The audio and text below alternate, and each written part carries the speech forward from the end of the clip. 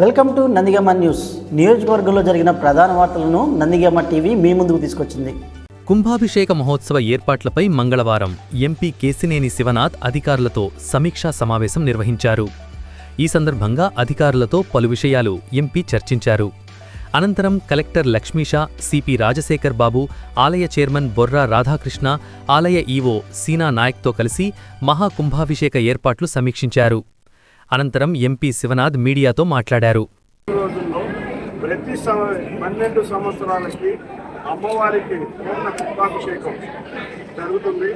అది గౌరవ ముఖ్యమంత్రి వర్యులు, డిప్యూటీ ముఖ్యమంత్రి వర్యులు, లోకేష్ గారు, మంత్రులు అందరూ కూడా ఈ ఉత్సవ కార్యక్రమంలో పాల్గొంటారు. ఈ ఉత్సవ కార్యక్రమానికి ఏర్పాట్లు ఏ విధంగా చేయాలనేది అందరం కూడా కూర్చొని ఆలోచించి ఈ ఉత్సవం ప్రతి 12 సంవత్సరాలకి వస్తుంది కాబట్టి ఎంతో మంది భక్తులు, లక్షలాది మంది భక్తులు దర్శించుకోవడానికి వస్తారు. గత 12 సంవత్సరాల క్రితం పెద్దలు కంచికామ కోటి పీఠాధిపతి జయేంద్ర సరస్వతి గారి చేతుల మీదుగా జరిగిన ఈ ఉత్సవం మళ్ళీ ఆయన వారసులైన విజయేంద్ర సరస్వతి గారి చేతుల మీదుగా 6వ తారీఖు ఉదయం 8 గంటలకి హోమం ద్వారా ప్రారంభం కాబోతుంది. కాబట్టి అందరూ కూడా చక్కటి భక్తి శ్రద్ధలతో ఈ కార్యక్రమాన్ని పూర్తి చేయాలని మేమందరం కూడా తలంచి ఇక్కడ ఏ విధమైన ఏర్పాట్లు చేయాలో ఆ విధంగా ఏర్పాట్లు చేయబోతున్నాం. ఈ యొక్క క్రతువు ద్వారా మనం ఆలయ విమాన గోపురాలను సంప్రోక్షణ చేయటం, ఈ సంప్రోక్షణ వల్ల ఆలయ తేజస్సు మరింత పెంపొందించే విధంగా ఉంటుంది క్రతువు యొక్క ముఖ్య ఉద్దేశం. అంతేకాకుండా ఆలయంలో ఉన్న పండితులు, వేద పండితులు, పురోహితులు అందరూ ఈ కార్యక్రమాన్ని, ఈ క్రతువుని నిర్వర్తిస్తారు. కాబట్టి ఈ క్రతువు వల్ల ఆలయం మళ్ళీ పునర్జీవం అయ్యే శక్తివంతంగా తయారయ్యే విధంగా ఉండబోతుంది. ఈ కార్యక్రమానికి పెద్దలందరూ కూడా 6, 7, 8 తారీఖున నిశ్చయించారు. మళ్ళీ ప్రతి 12 సంవత్సరాలకి వచ్చే ఈ కార్యక్రమాన్ని అందరూ కూడా దేశ విదేశాల నుంచి వచ్చి భక్తులందరూ అమ్మవారిని దర్శించుకుని ఎటువంటి లోటుపాట్లు లేని ఏర్పాట్లు చేయబోతున్నాం. అందరూ కూడా ఈ కార్యక్రమాల్లో పాల్గొంటామని కోరుకుంటూ అందరం కూడా ఇవాళ సమీక్షించి ఏ విధంగా ముందుకు వెళ్లాలో కూడా మీ అందరికీ ఎప్పటికప్పుడు మనం చూసాం. విజయవాడ జిల్లా అధికారులు కానీ, దేవాదాయ అధికారులు కానీ మొన్న విజయవాడ దసరా ఉత్సవాలప్పుడు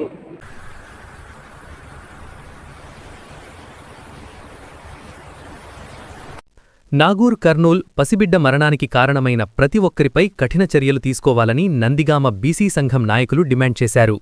ఈ సందర్భంగా గాంధీ సెంటర్లో నిరసన కార్యక్రమం చేపట్టారు. కొవ్వొత్తులు వెలిగించి నివాళులర్పించారు. అనంతరం నందిగామ టీవీతో మాట్లాడారు. జరిగినటువంటి ఒక బీసీ బిడ్డ పసి ప్రాణాలు తీసినటువంటి దుర్మార్గుణ్ణి కఠినంగా శిక్షించాలని చెప్పేసని ఈరోజు నందిగామ బీసీ సంఘాల ఆధ్వర్యంలో కొవ్వొత్తుల ర్యాలీ నిర్వహించడం జరుగుతుంది.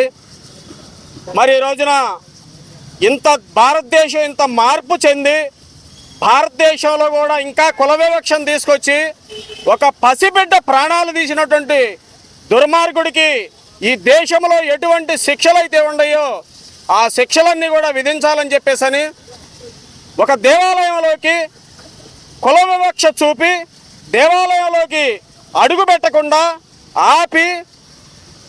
ఆపిన వారిని ఎందుకు ఆపారు అని చెప్పేసని వారు భార్య భర్త పసిపిల్లతో ఒక దేవాలయానికి వెళితే ఆ దేవాలయంలో వారు అడ్డం తిరిగినందుకు అడిగినందుకు ఒక పసి నిండు ప్రాణాన్ని కాళ్లతో తన్ని ప్రాణం తీస్తారా?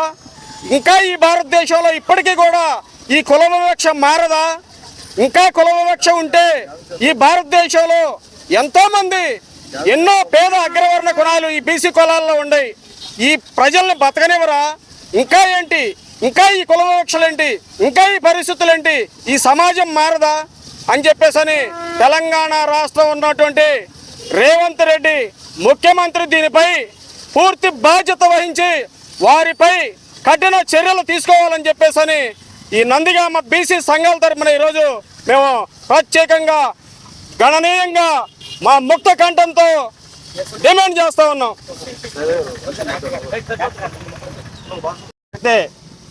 తెలంగాణలో బీసీ బిడ్డపై జరిగినటువంటి అత్యంత హేమమైన చర్యకి తెలంగాణ యావత్ ఆంధ్రప్రదేశ్ మొత్తం కూడా బీసీ సంఘాలు ముక్త కంఠంతో దాడి చేసినటువంటి వ్యక్తి ఎంత పెద్దటి వ్యక్తి అయినా సరే వారిపైన న్యాయమైన చర్యలు తీసుకొని ఆ బాధిత కుటుంబానికి న్యాయం చేయాలని నందిగామ బీసీ సంఘం మొత్తం కూడా ఈరోజు కొవ్వొత్తు ర్యాలీ చేసి గాంధీ చౌక్లో ధర్నా నిర్వహించడం అయినది. వారికి అండగా ఉన్నటువంటి వారిని కూడా శిక్షించి సరైనటువంటి న్యాయం చేయాలి. బీసీలపై జరుగుతున్నటువంటి దాడులని యావత్ భారతదేశం మొత్తం కూడా ఖండించి ముక్తఖండంతో వారికి శిక్ష వేయాలని చెప్పేసి ఈ సందర్భంగా కోరుకుంటున్నాం. థ్యాంక్ యూ, ధన్యవాదాలు. తెలంగాణ రాష్ట్రంలో ఒక పసిబిడ్డని దారుణంగా కాలుతో నడిపి చంపడం అనేది ఈ సభ్య సమాజానికి సిగ్గుచేటుగా ఉంది. అలాంటి ఎవరైతే ఆ పసిపాప యొక్క ప్రాణాన్ని తీసుకున్నారో వారిని వెంటనే కఠినంగా ప్రభుత్వం శిక్షించి ఆ భారతదేశంలో ఎన్నైతే చట్టాలు ఉన్నాయో చట్టాలు మొత్తాన్ని అప్లై చేయని చెప్పి నేను యాజ్ ఎ బీసీ సంఘం తరఫున ఒక బీజేపీ క్యాండిడేట్గా మాట్లాడుతున్నాను.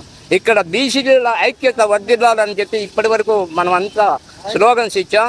కాబట్టి భవిష్యత్తులో ఇలాంటి సంఘటనలు జరగకుండా ఉండాలని అక్కడ ఉన్న మన సీఎం రేవంత్ రెడ్డి గారికి నేను రిక్వెస్ట్ చేస్తున్నాను.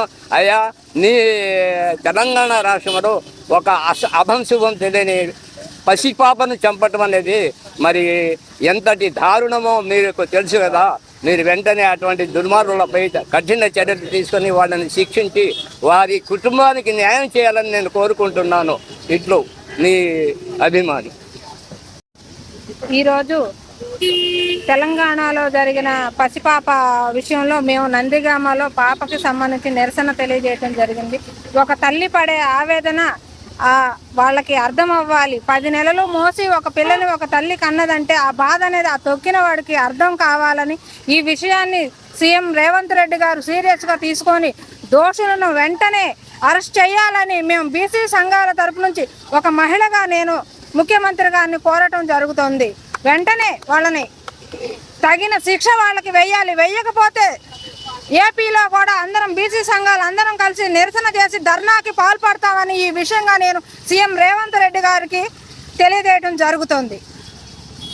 రోజుల్లో కూడా బీసీల్ని అణగదొక్కే ప్రయత్నం జరుగుతుందంటే ఇది మరీ నిరంకుశంగా జరుగుతుంది. ఒకప్పుడు శ్రీమద్ విరాట్ పోతులు వీరబ్రహ్మేంద్ర స్వామి వారు ఓ మాట చెప్పారు, ఏమండి పండితులారా ఏమంటారు అని చెప్పేసి. అంటే ఆ రోజు నుంచి ఈ రోజు వరకు కుల వివక్ష అనేది జరుగుతూనే ఉంది.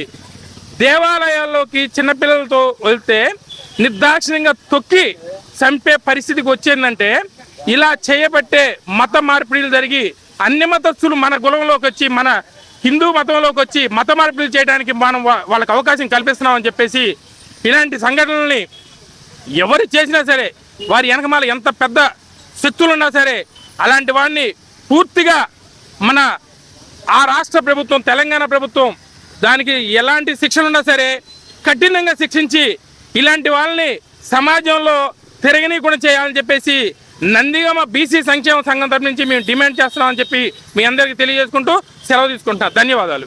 మనం అయితే దేశం మీద ఈరోజు కింది స్థాయి నుంచి దేశ ప్రధాని దాకా బీసీలు ఎదిగాము. కానీ కొన్ని రాష్ట్రాల్లో అత్యంత దారుణమైన పరిస్థితి కొనసాగుతుంది. బీసీల మీద ఇంకా మామూలుగా దౌర్జన్యాలు ఎక్కువవుతున్నాయి అని అంటే దానికి స్థానికంగా చాలామంది కూడా ముఖ్యమంత్రులు కానీ ప్రజాప్రతినిధులు కానీ దాన్ని చాలా సీరియస్గా తీసుకోవాల్సిన విషయం ఉంది. కానీ అత్యంత దారుణమైన పసిపిల్లనే ఇట్లా జరగటం అంటే దేశంలోనే ఇది చాలా అవమానకరమైన విషయం.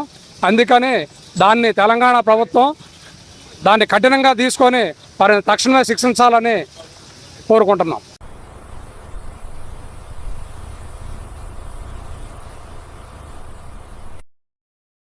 నందిగామ ప్రాథమిక వ్యవసాయ పరపతి సంఘం అధ్యక్షుడిగా కొట్టె బద్రి మంగళవారం బాధ్యతలు స్వీకరించారు. అనంతరం సభ్యులుగా గంట వెంకట్రావు, మన్యం వేణుగోపాల్ బాధ్యతలు స్వీకరించారు.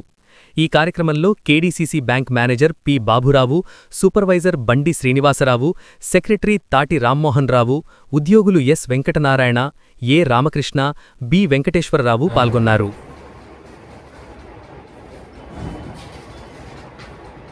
ఏపీ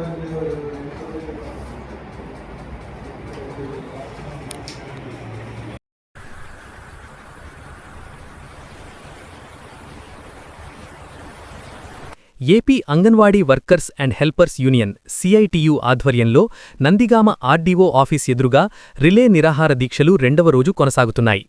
ఈ సందర్భంగా సిఐటియు ఎన్టీఆర్ జిల్లా ఉపాధ్యక్షుడు కె. గోపాల్ మాట్లాడుతూ అంగన్వాడీలకు వేతనాలు పెంచాలని, కనీస వేతనం 26,000 ఇవ్వాలని డిమాండ్ చేశారు.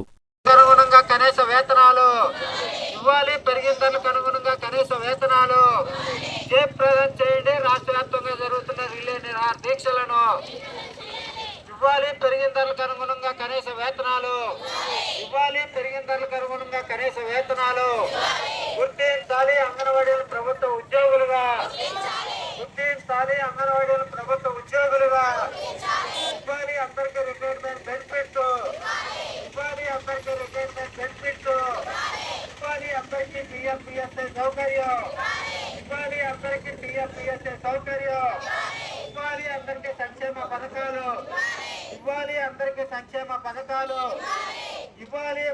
అర్హులైన వారికి హెల్పర్లకి టీచర్ పోస్టులు ఇవ్వాలి. అర్హులైన వారికి హెల్పర్లకి టీచర్ పోస్టులు వర్ధిల్లాలి. Anganwadi workers and helpers union వర్ధిల్లాలి. Anganwadi workers and helpers union జిందాబాద్ సిఐటియు జిందాబాద్ సిఐటియు.